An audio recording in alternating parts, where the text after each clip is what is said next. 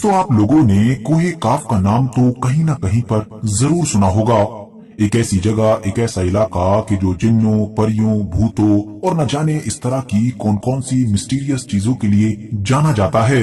एक ऐसा इलाका कि जिसके बारे में कहा जाता है कि वहाँ पर हमेशा अंधेरा रहता है, क्योंकि वहाँ पर सूरज, चांद और इस तरह की किसी भी चीज की रोशनी पहुँचती ही नहीं है।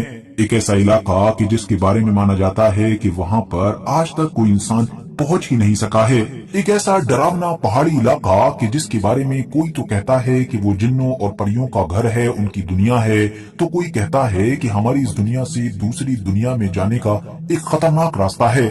तो सवाल ये है कि आखिर ये कोहे काफ है क्या, इसकी हकीकत क्या है, किताबों में इसके बारे में क्या लिखा है और आज ये हमारी दुनिया के किस देश में मौजूद है। तो चलिए कोहे काफ से जुड़े सारे ही सवालों के जवाब जानने की कोशिश करते हैं। मगर उससे पहले मेरी आप लोगों से एक छोटी सी रिक्वेस्ट है कि अगर आप लोगों ने मेरा सेकंड चैनल कि जिस पर मैं न्यूज और मेनली इसराइल और फिलिस्तीन के मैटर को कवर करता हूं, उसको सब्सक्राइब नहीं किया है तो डिस्क्रिप्शन और कमेंट्स बॉक्स में दिए गए लिंक के जरिए से कर सकते हैं। बाकी यूट्यूब पर साजिद जुहेब लिखकर भी सर्च कर सकते हैं। अब अगर टॉपिक पर वापस आए तो दोस्तों, आप लोगों का ताल्लुक जब इंडिया, पाकिस्तान और बांग्लादेश जैसे इलाकों से है तो आप लोगों ने कोहे काफ से जुड़ी हुई इस तरह की कहानियां और फिल्में जरूर देखी और सुनी होंगी।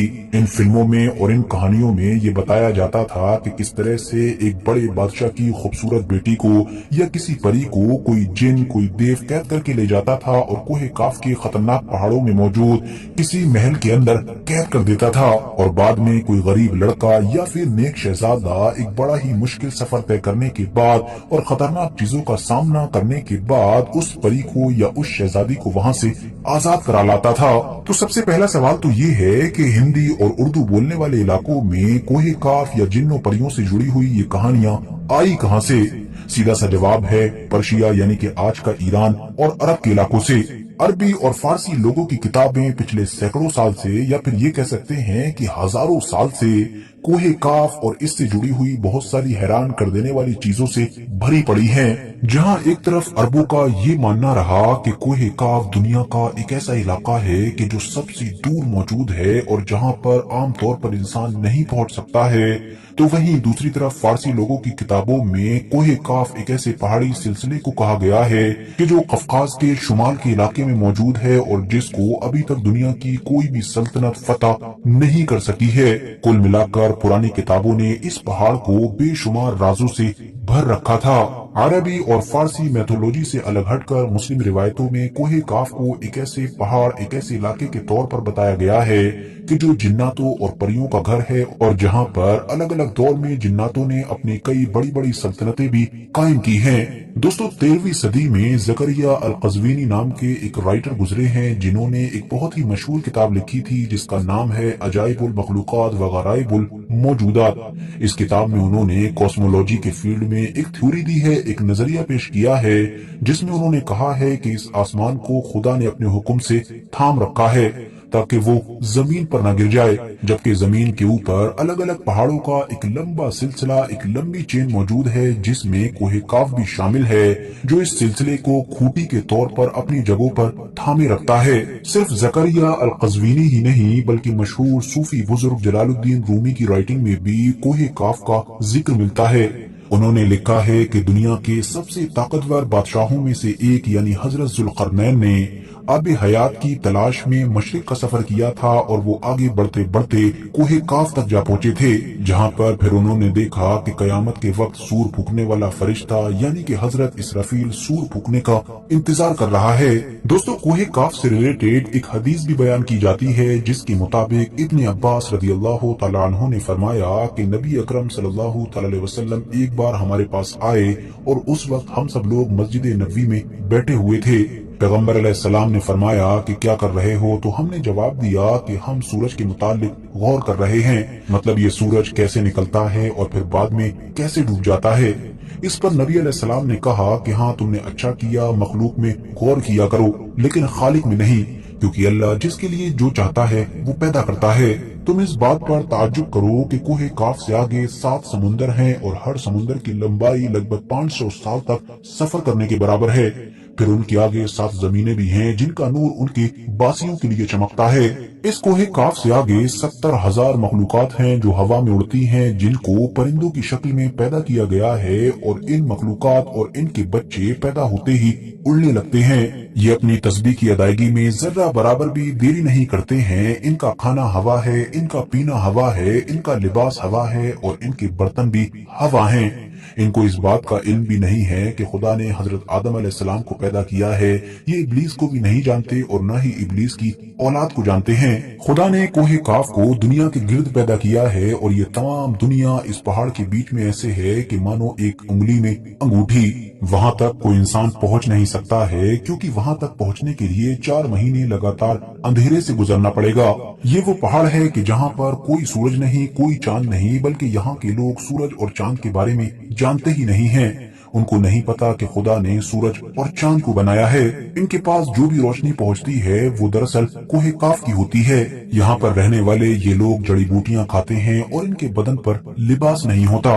इस पर सहाबा इकराम ने नबी अलैहिस्सलाम से पूछा, क्या ये लोग फरिश्ते हैं? इस पर जवाब दिया कि वो फरिश्ते नहीं, लेकिन उनकी फरमाबरदारी खुदा के साथ फरिश्तों जैसी ही है। दोस्तों, इसके अलावा भी आप लोगों को बहुत सारी अलग अलग किताबों में, और स्पेशली जो सूफीइज्म है उनकी किताबों में, इस कोहे काफ से रिलेटेड बहुत सारी अलग अलग तरह की रिवायतें और चीजें मिलेंगी। मगर अब सवाल यही है कि आखिर इतनी अजीबो गरीब जगह क्या वाकई हमारी इस दुनिया में है, और अगर है तो कहाँ पर मौजूद है? तो दोस्तों, सबसे पहले तो मैं आप लोगों को ये बताता चलूं कि कोहे काफ से रिलेटेड कोई भी रिवायत आप लोगों को मुसलमानों की जो हदीसों की बड़ी किताबें हैं, मतलब जो सबसे ज्यादा ऑथेंटिक मानी जाती हैं, उनमें कहीं पर नहीं मिलेगी।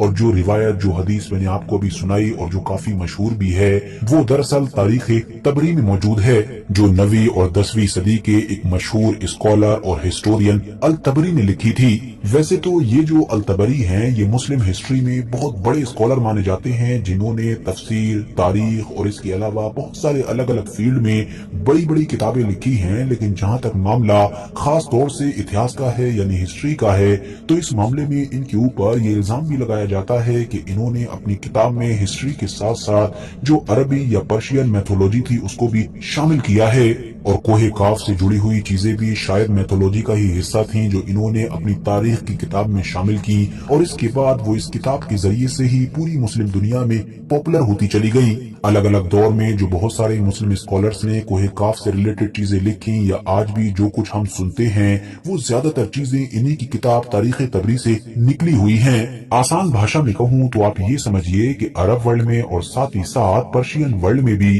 कोहे काफ से रिलेटेड ये सारी मैथोलॉजी, ये सारे किस्से, कहानियां नस्ल दर नस्ल नबी अलैहिस्सलाम के इस दुनिया में आने और फिर नबूवत का दावा करने से बहुत पहले से चली आ रही थी। फिर हुआ ये कि जब बड़ी तेजी के साथ पूरे ही अरब वर्ल्ड में और फिर साथ ही साथ पर्शिया यानी आज के ईरान में इस्लाम फैला, तो मुसलमान हो जाने के बाद भी इन इलाके के लोगों में कोहे काफ से रिलेटेड ये सारी कहानियां या तो बिल्कुल वैसे ही या फिर थोड़े बहुत बदलाव के साथ मौजूद रही।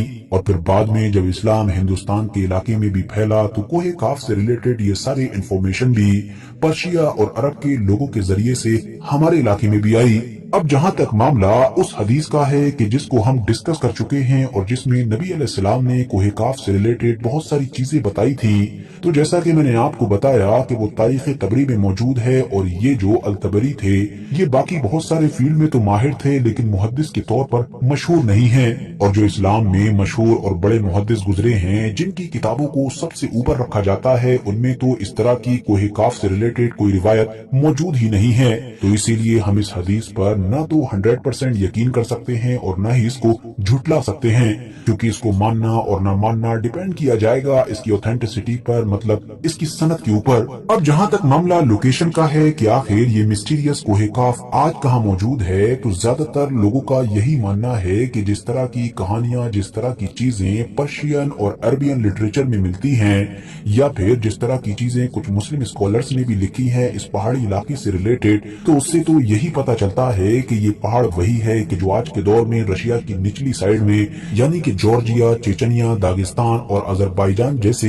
इलाकों में मौजूद है। दोस्तों ये पूरा इलाका कुदरती हुस्न से मालामाल है। इस इलाके में बेशुमार तरह के जानवर और परिंदे पाए जाते हैं, बल्कि कुछ इस तरह के भी जो दुनिया के बाकी इलाकों में नहीं देखे जाते हैं। इस इलाके में मौजूद खूबसूरत झीलों और छोटे छोटे चश्मों को देखकर ऐसा महसूस होता है कि मानो जन्नत जमीन पर उतर आई है। इंग्लिश में इस लंबे पहाड़ के सिलसिले को कॉकसस के नाम से जाना जाता है, तो जाहिर है नाम भी काफी मिलता जुलता है। ये वही लंबा पहाड़ है कि जो यूरोप और एशिया को एक दूसरे से अलग करता है। सैटेलाइट से जब भी इस पहाड़ को देखा जाता है तो ऊपर से ऐसा महसूस होता है कि मानो बर्फ की कोई पट्टी हो।